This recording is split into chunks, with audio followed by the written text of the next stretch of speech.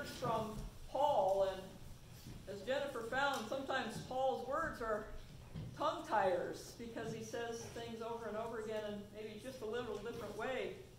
But Paul writes, "When I came to you, brothers and sisters, I did not come proclaiming the mystery of God to you in lofty words or wisdom, for I decided to know nothing among you except Jesus Christ and Him crucified."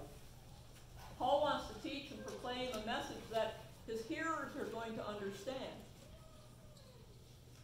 This mystery of God's saving grace in a way that, as I say, they'll understand.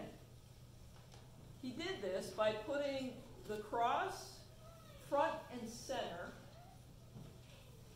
and allow the power of the Holy Spirit to inform and transform the hearts of those who were listening.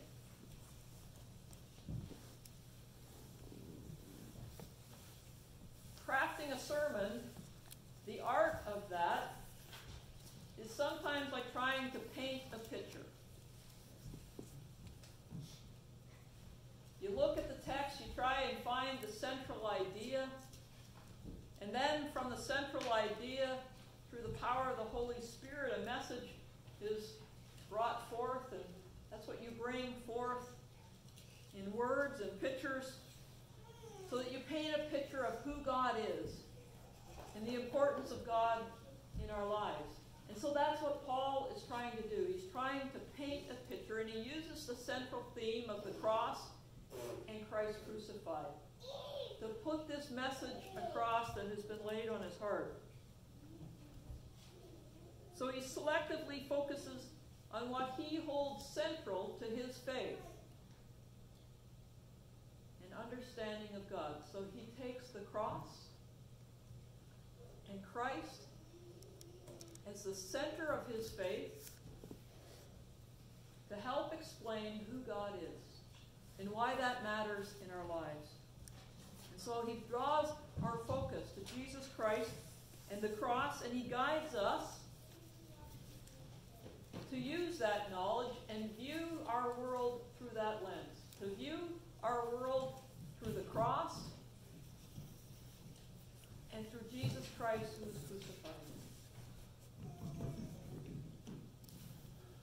Like the lens of glasses that help make things come into focus, Paul is wanting to use this focus to make who God is a little clearer to us. So an example of what that means. Back about 6 years ago, working in my clinic, a young lady came to me who was unchurched. Her whole family was unchurched, and her grandmother was in hospice care and not that far away from dying. And she said, "Would you do her funeral?" And I said, "I'd be honored to do that for you." And so I went up to her hospice bed, and this lady passed away. And I prayed with them, and a few days later, we had a funeral for her. And it was this time of year. It was the middle of February. And so I was also working at Our Savior's Lutheran Church and going to seminary at the same time. And I got back to the church after that funeral, and it was a cold, snowy day. And I was tired. And I also had on my plate to start preparing the Lenten sermon series that we were going to use in our Lenten services. And I didn't have a clue yet. And so I went into the sanctuary, and in my exhaustion, I sat up on the step, kind of like this, with the altar behind me, and I sat on the step, and in that church, the communion table is really low in a kind of a half-moon arc on floor level. And so I'm sitting up a couple steps so I can see over the communion table and down the aisle of the church to the back door where the narthex is.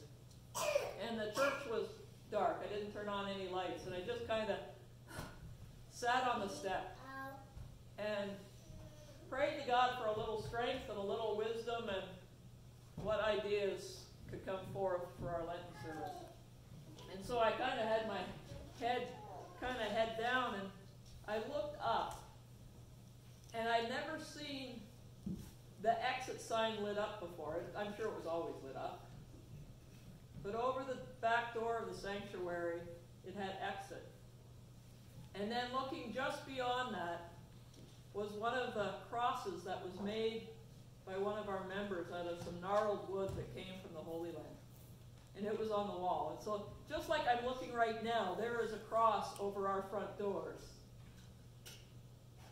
And so there was this red carpet, the exit sign, and the cross. God put in front of me what Paul is talking about. The cross and Jesus Christ crucified right in front of me.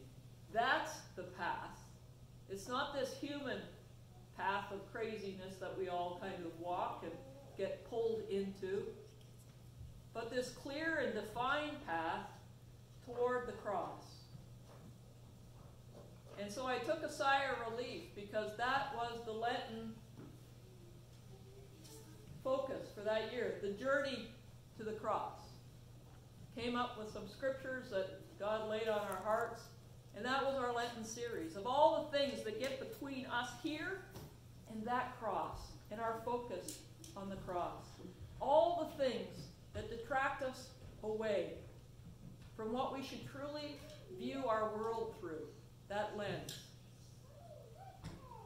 The stuff we see on TV, the news, our political disarray, our lack of civility with one another, our lack of coming together and fighting for justice where justice should prevail. All the things that Jesus fought in his day, we still have the same stumbling blocks in front of us.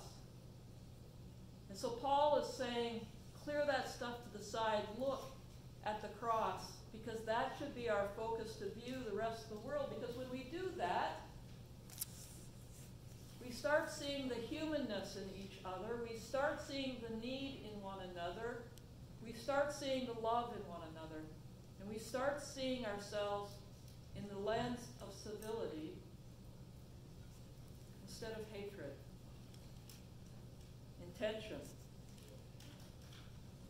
So Christ and him crucified, says Paul, is kind of Paul's shorthand for God's intervention into this world. And that mysterious and confounding event acts as that interpretive lens for us to see and experience our world through. Christ's life, death, and resurrection is that lens. It's what gives us hope when we don't see any hope. It's what gives us strength when we don't have enough strength of our own and we're tired and we're weary. It's the light that shines in the darkness. As Jesus says in his reading today, that we don't light a light and put a bushel basket over it, we take it off for the whole world to see. It's the light that shines when we find ourselves, as the psalmist says in Psalm 23, the valley of the shadow of death. It's that light that lights us up. It's the light that moves all that stuff out of the way so that we can see that cross clearly and see the rest of the world beyond that. Paul wants us to put the cross and Jesus Christ and what he did for us front and center. You know, so often we wear pieces of jewelry of the cross. We have crosses in our homes. If you come into my clinic, into my adjusting room, you'll see at least 3 on my walls. Why do we do that? To keep Christ in front of us. To keep our eye on the cross, to remember what he's done for us, that he is the one that clears all the muck and mire out of the way so that we can understand and see the mystery of God and what he does for us each and every day despite where we're at.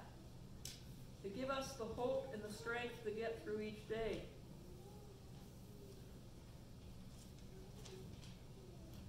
The cross and Jesus Christ crucified was the foundation for Paul's faith, and it's the foundation as Lutherans for our faith and what God did through that. He turns the world upside down by doing that. And that God loves us so much that he would give up his only Son for us so that we would have a relationship with him. Remember last week Paul said, "For the message of the cross is foolishness to those who are perishing, but to us who are being saved it is the power of God." God is at work in the cross of Christ and the death and resurrection of Jesus. And that is the ultimate revelation of who God is, of who God's heart is for us. The true power and promise and steadfast love of God is fully revealed in the crucified and risen Christ for us. Because that's how God decided to save the world. Paul goes on to quote Isaiah chapter 64. He says, "What no eye has seen, what no ear has heard, and what no human mind has conceived, what God has prepared for those who love him. These are the things that God has revealed to us by his Spirit." And he reiterates, "What we have received is not the spirit of the world, but the Spirit who is from God, so that we may understand what God has freely given us." Those are the words that are in our confession the last few weeks. In our confession and forgiveness. That we have received is not the spirit of the world, but the Spirit who is from God. Paul very simply, eloquently establishes that it brings Christians together and holds us together is the cross. It's Christ crucified for us. And then the resurrection of bringing him back to life. So that we have this restored relationship with God. That's what brings us together. That's what holds us together as a community of faith. But so much stuff falls into the aisle that blocks our view of that, doesn't it? And we have to realize that when we just sit down and take a breath, all that stuff that blocks our way is our stuff. It's not God's stuff. And so when we put that in perspective, that stuff kind of gets out of the way, so that we have the power to see the cross and what he has done for us. So on that February day, God placed his cross in front of me like a lens and put a focus back on him. Not my earthly weariness and all the things yet to be done, but on him who gives us strength and hope and life and light. Who declares that he is the way, the truth, and the life. So my question for you today is this, for you to ponder as you sit for the rest of the worship service and continue on today and through your week. What lens are you looking at the world through? Are you looking through all the stuff that's fallen in front of you, all the earthly stuff? Because it's real. It is real. And it's hard. And those blocks can be awfully big and stumble over. And they are absolutely real. But it's our stuff. God's bigger and better than that. And he's saying, take a breath. Because he's the one that can clear all that stuff out of the way for us. So what lens are you looking at the world through?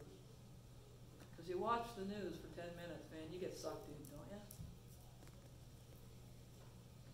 And who is at the center of your picture? Who is at the center of your picture? I hope it's Jesus. But it takes intentionality. Because all that stuff, it gets us. Every single one of us. All the time. It takes intentionality. And so I call you to intentionality. To put Jesus and the cross in front of you. To allow him to move the barricades and the blockages. It's in Jesus' name that we say thank you.